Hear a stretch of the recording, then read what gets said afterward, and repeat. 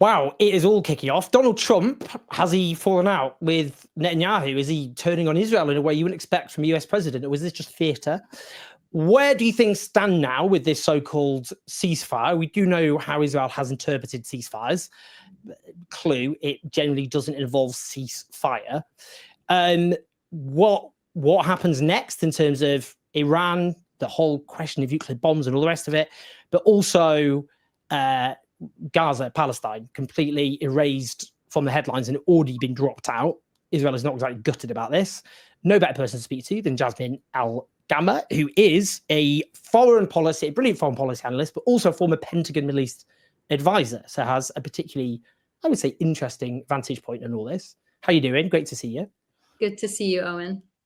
I just want to start with just in terms of the bigger picture there, because I know that, this is a discussion which has been ongoing in the last few days, but I haven't spoken to you about this specifically. And, you do have that vantage point. What do you make of as a former Pentagon Middle East advisor, the case that was made that Iran was, weeks away potentially from having a nuclear bomb? Yeah.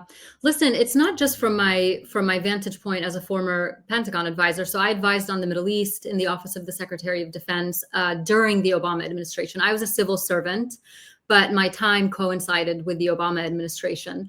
But this actually brings me back even way before that to the Iraq War, which I'm sure that you remember, and witnessing Bush administration officials, Condoleezza Rice and Colin Powell and all that cast of characters go on TV and basically make this case using intelligence that we later found out was deeply flawed.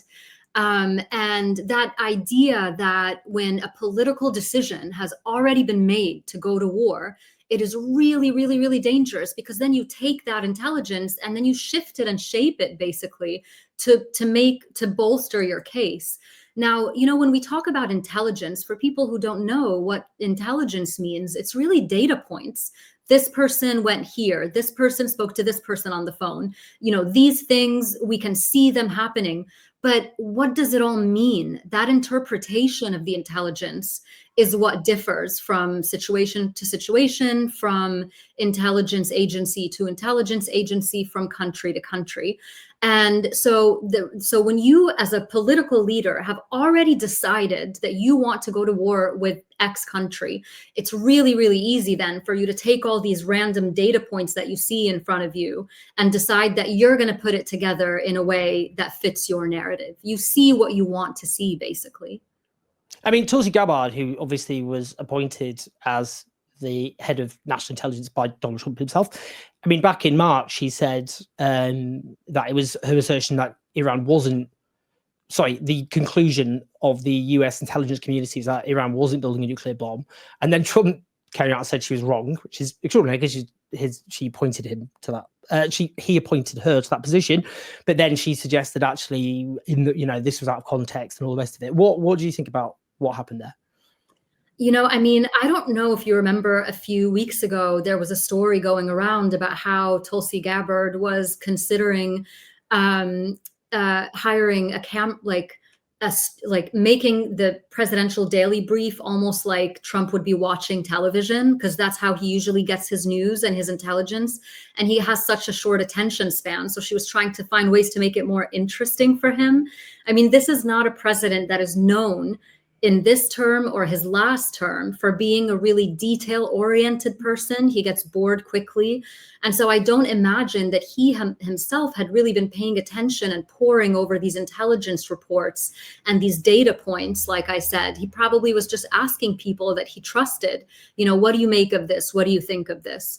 But you're right, Owen. The fact is that Tulsi Gabbard, who's now the director of national intelligence, had said that the intelligence community assesses that Iran was not trying to actively seek a nuclear weapon, and that remains the intelligence assessment. There was an article recently in The Economist where they actually spoke to people who had seen the Israeli intelligence that was shared with the Americans, and like I said, it could be interpreted very differently. There were a lot of things about meetings about conversations, but in order to assign intent to those data points, it really was about whether you wanted to go to war or not. So the intelligence didn't match up, and it became quite clear that the intelligence was being used to justify an already made decision.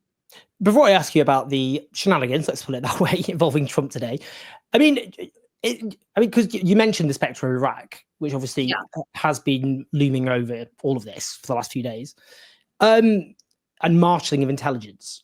I mean, there've been reports that Donald Trump wanted this attack on Iran since last year, that he was always gearing up to do this, rather than, and this was just an opportune moment. So kind of, I guess, his interests and those of Israel's at this particular juncture happened to coincide. It was opportunistic. Yeah, you mean Benjamin Netanyahu, not Donald Trump. Oh, sorry, yeah. So, well, no, Donald Trump wanted a strike on Iran, but that obviously Benjamin Netanyahu's wanted this forever. Right. What do you think? Do you think Donald Trump actually was always after a strike on Iran, and actually all of that is theatre, and actually he, Benjamin Netanyahu then presented an opening for what Donald Trump always wanted to do since he became president the second time? Do you know, I don't really agree, actually. And I know there are disagreements about this. The way I read it is that Donald Trump preferred not to strike. I think that he's made it very clear. And, this is something about him. He doesn't like conflict. I mean, I'm not a fan. First of all, I have to caveat that to your audience. And I think he makes horrible decisions a lot of the time. But I actually don't think he wanted to go in and strike Iran. I think that he found himself in a position where people around him were leading, and it felt a little bit like he was always catching up. He was in the middle of negotiations with Iran. Steve Witkoff was due to go to Oman for the 6th round of talks. I had spoken to one of the Omanis that had really close knowledge of the negotiations very recently, and he told me that they were really impressed with Steve Witkoff and how he was handling the talks and talking about how everyone was negotiating in good faith. And so when the Israelis, decided to strike, I think, and there was a lot of pressure from the lobbies in Washington, D.C., the Hawks, the pro-Israel lobbies, who had been waiting for this moment for so long, ever since I lived in Washington, D.C. and worked at the Pentagon, which was over 10 years ago. They saw this as the perfect moment. Certainly Benjamin Netanyahu saw it as a perfect moment. He has seen it as the perfect moment for a while. Hezbollah's decimated, Hamas is almost decimated, pretty much decimated. And so everyone who had been clamoring for a strike against Iran did not want to miss this moment. And I think Donald Trump felt a little bit like he was, not coming across as the one making decisions. And he wanted to get back in that position where he was the decision maker and he was the one who was running the show. So on that, Donald Trump posted on Truth Social. This was this moment when people on, that gif of everyone just staring at a camera. I think it was in the office. Anyway, Israel, do not drop those bombs. If you do, it is a major violation. Obviously, it's Donald Trump. It's all in capitals. Yeah. Bring your pilots home now. Donald J. Trump, President of the United States. He also then had, for the standards, I would say, of a US president, regardless of Donald Trump himself and his own defiance of norms, pretty spicy language. Let's just hear what he said.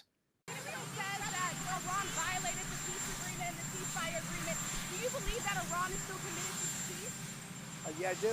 They violated it, but Israel violated it too. Are you questioning if Israel, as soon as we made the deal, they came out and they dropped a load of bombs, the likes of which I'd never seen before. The biggest load that we've seen. I'm not happy with Israel. When I say, okay, now you have 12 hours, you don't go out in the first hour and just drop everything you have on them. So I'm not happy with them. I'm not happy with Iran either. But I'm really unhappy if Israel's going out this morning because of one rocket that didn't land, that was shot, perhaps by mistake, that didn't land. I'm not happy about that. You know what? We basically have two countries that have been fighting so long and so hard that they don't know what the fuck they're doing. Do you understand that? Do you have a reply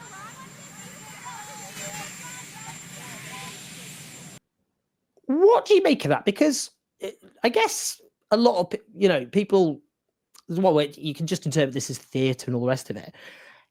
A US president talking about Israel in those terms is not something actually you expect. And I don't want to sugarcoat this because actually, you know, I mean, infamously in the early 2000s, when Israel struck a Hamas leader and killed several civilians, George W. Bush's administration reprimanded Israel on that, but not in as forceful language. I mean, that just shows how far things fell, including not least under Joe Biden. That was what, you know, George W. Bush, you know, and that was but I think, is that a schism? I mean, is there something, is it a genuine fissure there which could become something bigger, or does it not mean very much? What do you think? Yeah, you know, it's not just George W. Bush. I mean, Ronald Reagan, you know, with Lebanon, you had George W. Bush, you know, Biden. But that was private. Reagan, I know, he said exactly. Yeah, exactly. I was going to say to your point, you know, U.S. presidents have expressed intense displeasure with Israelis before, and especially Benjamin Netanyahu. But you're right in that it wasn't that public and direct. I mean, the Biden administration would leak it, but we never actually heard him say it. So this was, you know, people think this is a big deal. To be honest, Owen, I wouldn't read too much into it in terms of whether it has any broader strategic meaning. I think Donald Trump was tired. He was grumpy. He hates the situation that he's in. He hates continuing to get dragged back into conflict, especially in the Middle East. He wants to get on with things. He probably hadn't slept very much. I think I heard Steve Bannon talking about how he had slept for like 2 hours or something the night before. I mean, you know, at the end of the day, these people are human also. Imagine how, you know, grumpy you would be and frustrated, and you just let the F-bomb slip out. But I don't think it has any strategic, you know, impact when it comes to the U.S.-Israeli relationship or anything like that. I mean, listen, I think the more interesting thing that came out of this, I haven't really seen people talking about it, is that when Trump picked up the phone and said, you know, I want you to wrap this up, and he got so angry when they didn't, what I thought of was, oh, so you can also just pick up the phone and tell him to wrap up Gaza and just get out and stop, and he would listen to you, right? That's what I thought of, rather than just making a big deal out of that word. It's interesting. Look, I've got ADHD, and the more I speak to you, I'm starting to diagnose Donald Trump with ADHD, to be honest. I mean, Mohammed Shahada is a brilliant Palestinian analyst for Gaza. I mean, he kind of is kind of echoing what you said there. So I'll just read what he said, because he said this is called firstly, he said this is called a Firstly, this is called a safe face stunt. Trump realized he'd messed up with entering the war, upset his base, didn't eliminate Israel's nuclear program, and now wanting to take credit for ending it, protecting the ceasefire. Don't fall for another Trump-Netanyahu beefing. He also said, and this speaks specifically to what you said, imagine if him or Biden did the same about Gaza, how many of our loved ones would still be with us today? The US president can end the genocide in a moment, but both Republicans and Democrats don't want it. What do you think of that? Do you think partly because some MAGA people, and you mentioned Steve Bannon, he wasn't happy, Tucker Carlson again. I mean, I know Trump, I can't remember what did he call it? I like his nicknames. He's very camp, Donald Trump, as well. ADHD and camp. Yeah, what did he say about Tucker? I don't know. He said something about Tucker that I can't remember. I remember it was quite funny, because he's quite funny, unfortunately. He should have been a drag queen, unfortunately, rather than but no, but I mean, he said, I mean, just those points there about, do you think this is kind of, and also, you know, that point, did he really, the suggestions the nuclear program hasn't actually got rid of, how much damage has actually been done? That's quite a lot to throw at you. So maybe we'll start with a few of that. I mean, what do you think about, he's upset his base. Let's start with that before we do Gaza. He's upset his base and not necessarily destroy the nuclear program. Do they really know? Can US intelligence work that out, do you think? Yeah, on the damage, you know, when usually when something like this happens, something called a battle damage assessment is done, and you have to go in and really see, you know, what happened, what the ramifications are, and that hasn't really been done. We still don't really know the extent of the damage. And of course, the Iranians are saying that it wasn't that much, and they were able to go into Fordo beforehand because they knew it was on the target list and take out some of that enriched uranium, and now they have it stored somewhere else. The picture is still really murky, and every actor in this scenario is saying what they need to say to justify what they did and to come out as the winner. So I think we're really still very much in a fog of war situation right now. And we don't really know when the dust settles if this will have all been worth it, because everything that's been achieved now, could it have just been achieved through negotiations? Was it worth the lives of over 500 people, Iranians, Israelis who are killed? That's a question that I think people are going to have to answer for. And I saw that the administration is now going to have to go into Congress and give a classified briefing on that intelligence that was used, and justify why the US went in and struck Iran. So I think we're going to see trickles of information coming out over the next week or so regarding the battle damage assessment. That was that. What was the other question? Oh yeah, and then just about his base, kind of. And his base. That's a really interesting question, Owen. It's a really good question. The way I think about it is, I want people to think about Donald Trump's base as a child, and he's the parent. So no matter how angry the child gets at their parent, they're never really, well, rarely, they're not really going to disown them. They're not going to leave the house because they depend on the parent to feed them, to clothe them. It's like a little child. So the MAGA base, it depends on Donald Trump. He is the source of their power for many people inside the administration right now, from the lowest positions to the cabinet officials. Many of them wouldn't have those jobs in a million years if it wasn't for Donald Trump. A lot of them are way underqualified. And so they owe him, they're dependent on him. So they may get angry at him, but it's not likely that they're going to leave or take anybody with them or do any significant political damage to him. What do you think? I mean, in terms of how, the Israel position, they'd say, well, Iran got humiliated. They got a kicking. They got obviously severely bombed, including by the US. Do you think that's entirely true? I mean, because, again, J.D. Vance, by the way, himself, the vice president, had said, did suggest actually that their stockpile is still intact. We don't know, basically, but that makes it ambiguous. It's not, if they'd objectively had wiped that out and we knew that as a fact, then you'd say that's a comprehensive strategic crisis. Yeah. We don't actually know that at all. No. I mean, what do you think in terms of, they also did inflict quite a lot of damage, certainly on Israel, a lot more than any other actor has managed. Yeah. For a very long time. What do you think? What do you think about kind of Iran's position? And internally, what do you think about where the balance of power within Iran now falls? I think this is a situation where, and I guess maybe the Middle East tends to bring this out, people on either side are going to see what they want to see and claim that their side was the winner. But if you look at it objectively, it is true that Iran was humiliated. It's been humiliated over the last couple of years, time and again. Ismail Haniyeh, the head of Hamas, was assassinated, when he was Iran. The fact that you can't keep your guests and visitors safe in your own country. Because it was an inside job. They can just do inside jobs. They penetrated the country. Yeah, the level of intelligence penetration that Israel has achieved, it's humiliating because you don't even know if your own people are with you in your own regime. And we're talking about high level penetration here. So it's very embarrassing. And then, of course, being involved in negotiations, going along with what the Americans have asked you to do, which is come to the table and then be struck by Israel, then get, a 2-week deadline from the American president and then get struck by the Americans. It just seems that they were just getting one blow after the other.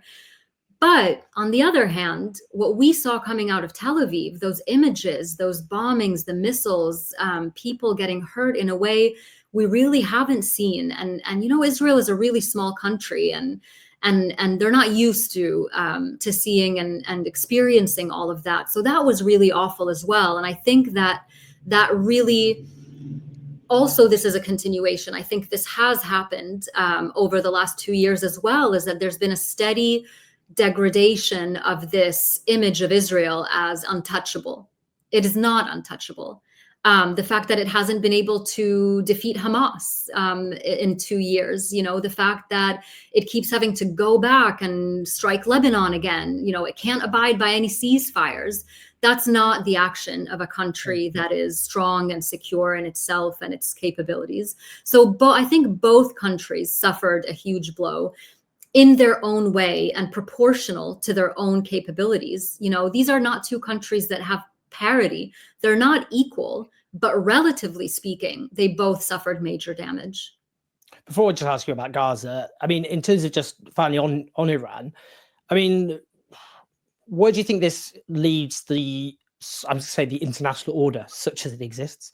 But in terms of the UN Charter, I mean, actually, it's interesting. President Macron, I think calling him a slimy so-and-so is not unfair, given he started this by expressing profound sympathy with Israel's decision to strike Iran, and now he's saying it was illegal, which of course it was illegal. It was illegal under the UN Charter. You can't attack a country based on a claimed future threat.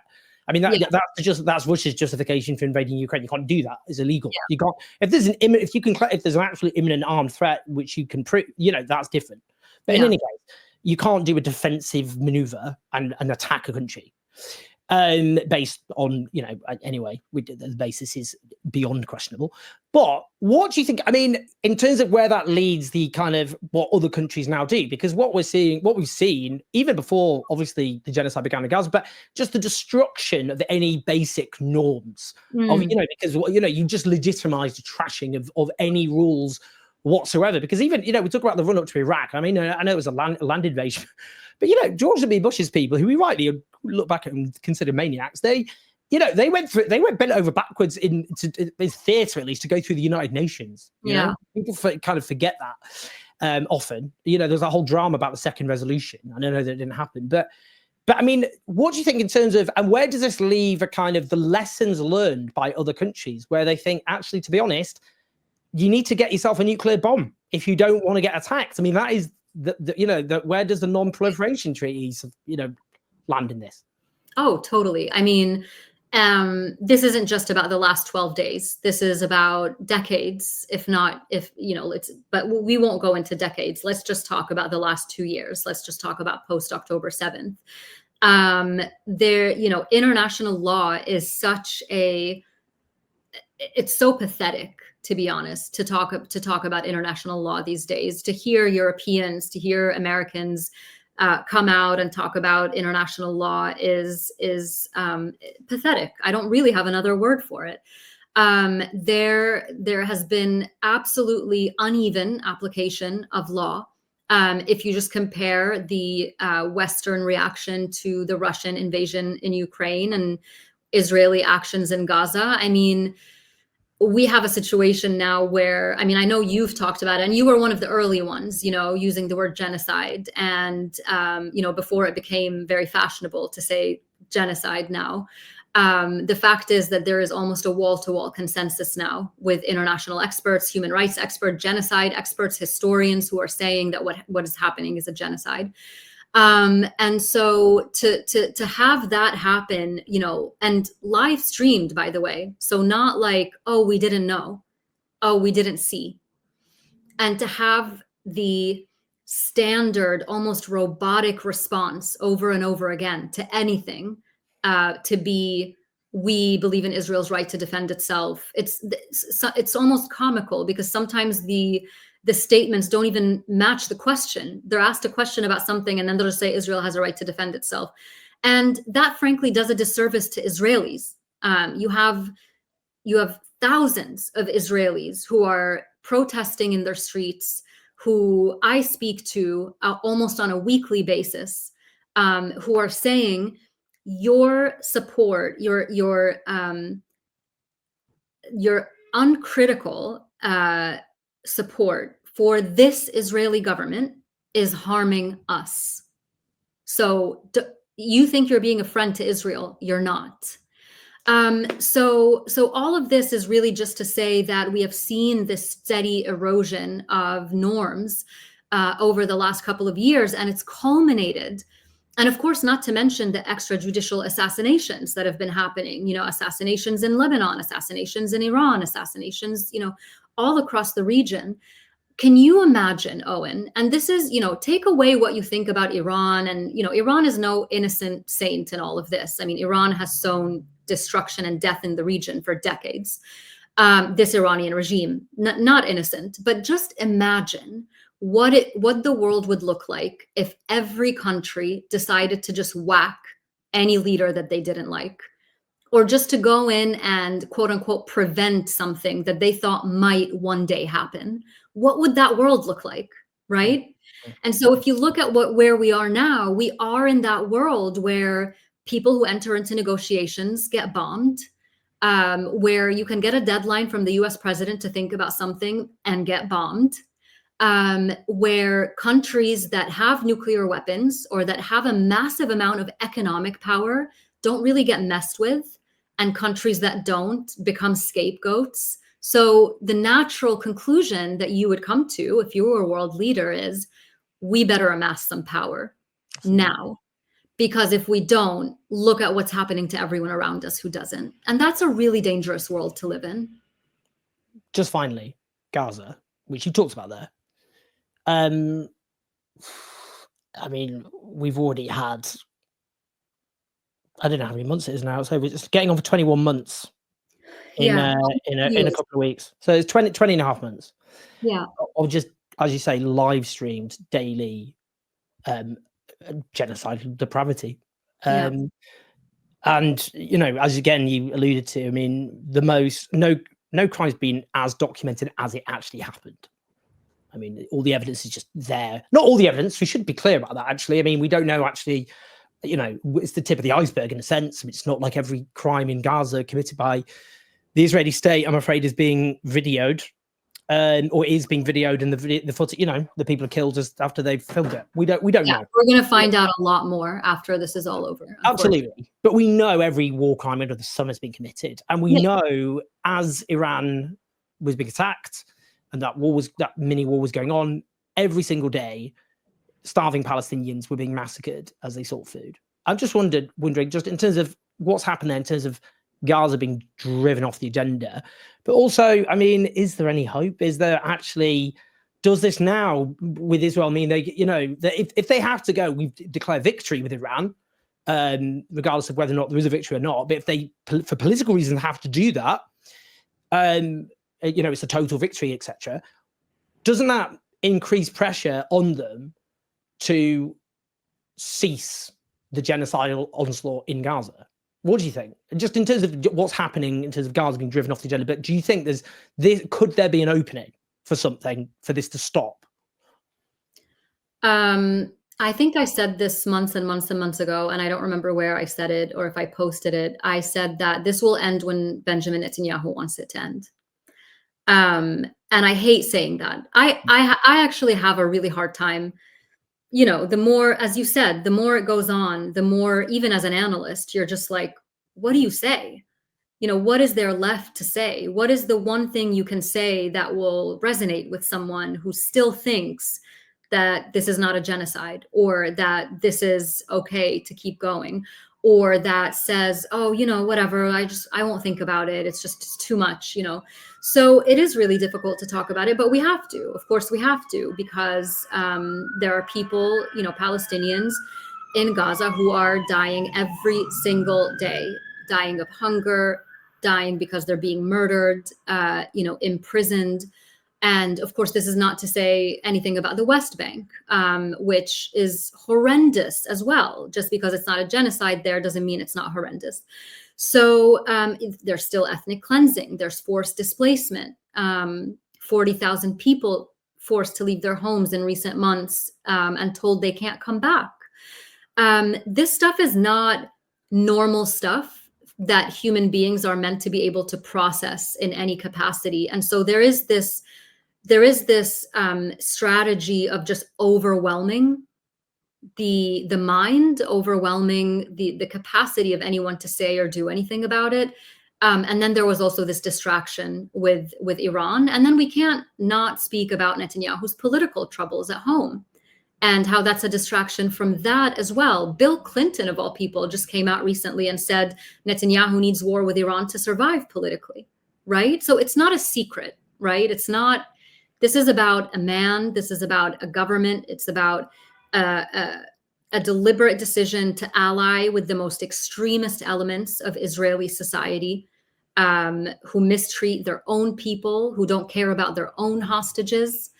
And so I think to this day, Owen, the Israeli government has not been held accountable in any way for anything they've done over the last 21 months. I mean, the UK government just barely sanctioned, what was it, 2 weeks ago? They sanctioned Ben-Gvir and Smotrich after 20 months. And convenient bogeymen, let's just be honest. Convenient, right? Convenient. Let's make it about them rather than, Yeah, it's a badge of honor for them anyway, to their constituents. So was it a welcome move? Of course, every move towards accountability is welcome, but let's be serious here. I mean, what really has been done when it comes to accountability? Benjamin Netanyahu still travels. Yoav Gallant was in Washington, D.C., sitting and doing panels and talking about, so. And to be clear to everyone, the members, that's the former defense minister who, along with Benjamin Netanyahu, has been indicted by the International Criminal Court for war crimes and crimes against humanity. And so, and the more this goes on, of course, the more violence it creates everywhere. I mean, we're seeing now, look at the mayoral race in New York and the issues that are coming up related to the war and to Israel and the Islamophobia, the anti-Semitism. I mean, this is something that is like a poison seeping across so many issues and so many borders and so many people. And when is it going to stop? We just talked about this earlier in the episode. We said it could stop when Donald Trump picks up the phone and tells Netanyahu to stop. But at the end of the day, it's Benjamin Netanyahu that has to decide that he's going to stop. And what amount of pressure needs to be put on him in order for that to happen? I don't know. I'm frankly speechless. I mean, you can see that I'm having a hard time even trying to articulate this because I am in such shock. I've been in Middle East policy for over 20 years, and I'm in shock as to how this has been allowed to happen and how we have gotten here. And I think we'll be grappling with this just as human beings for a really, really, really long time. Every day I say to myself, whatever knowledge we may all have about the context, the dynamics, that is so important to say to yourself, I cannot believe this is actually happening. And I think that's important in terms of not normalizing what has happened. And also to keep our own humanity, to be honest. I speak to people every day in Gaza and, a UN official just said, it's worse than hell on earth. There isn't the language. There aren't the words in the English language to describe the horror. And I'm not in Gaza, obviously, and everyone I speak to who has been to Gaza says there's just nothing you can say that can in any way accurately convey what has been done to the people there and the actual conditions there. And by the way, Owen, that is, because this is a really important point, that everyone who has been there and seen what is happening with their own eyes. Because look, I mean, you can turn away from the videos, sometimes for your own mental health. I always tell people, if you can't do anything about it, don't feel guilty about not watching the videos, because that can do serious damage to you mentally. You can do everything, and you can support and go out and protest, and you can do everything but you don't have to, you have to take care of your own mental health also, because, everyone is needed at this moment. But on the point about people who do go there, the doctors who volunteer, the humanitarian officials, all of that, and what they come back with having changed as human beings, right? That is precisely why the Israeli government is not letting international journalists into Gaza. Because they know that they can easily dismiss, and this is because of racism and dehumanization towards people in the Middle East, that people can believe, they will believe, there's always going to be a sliver of a doubt that Gazan journalist is Hamas. It's easy for people to believe that. And maybe they believe that just to let themselves off the hook. It's less easy to believe that if someone who looks like you, who you trust, goes there and tells you and shows you what they have seen. And that's why international journalists are not allowed into Gaza. Amen. And just so everyone knows, on Thursday, I'm interviewing Dr. Mohammed Mustafa, who is a British Australian emergency doctor of Palestinian heritage, and the US surgeon Dr. Mark Palmater, who is a Jewish American doctor, both of whom served in Gaza and the Mark Perlmutter has spoken about the deliberate shooting of Palestinian children. He's absolutely sure of the fact that Palestinian children deliberately being shot. He said no child gets shot twice by mistake. We're talking sniper shots, of course, to the head and to the chest. Anyway, I'm interviewing them this week to hear their testimonies, which you know is so important to hear. Jasmine, honestly, thank you so much. That's been so I mean, it's so frank. You know, your expertise obviously always shines through, and your wisdom. I've learned a lot. It's made me think about things, you know, and I'm sure it will help everyone else just constantly, you know, in this hideous nightmare. Just it's so important that we can take a step back, take a wider look. So that was brilliant. For everyone watching, press like, subscribe, leave your comments. This is all good for encouraging people to listen, which is the point, because we want people to hear what Jasmine said.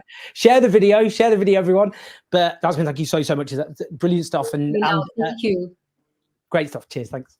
All right. Take care, Owen.